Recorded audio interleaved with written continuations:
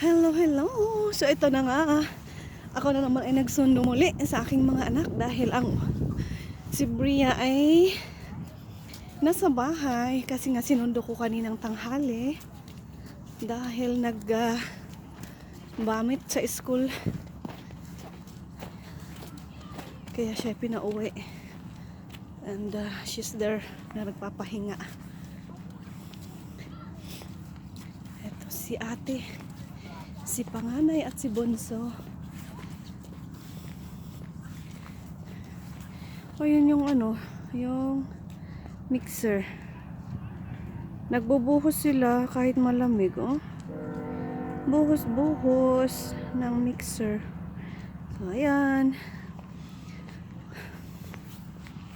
Hi. Uwi ang time kasama si ate. Kasama si panganay.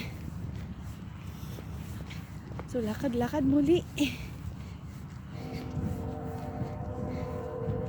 Ako'y nagtatakbo kanina dahil ewan ko ba bakit hindi nag-alarm ang aking phone. Buti na lang saktong saktong time. Medyo late ng 1 minute sa pagsundo ng aking bunso. Hindi kasi siya palalabasin kung hindi parents or adult ang magsusundo. Andun naman si ate, pinapasok sa kasama ni bunso, kaya lang hindi talaga sila pauuwiin kung walang adult na kasama si bunso.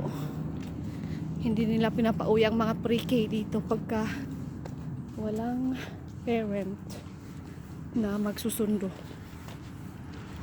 So ito na po.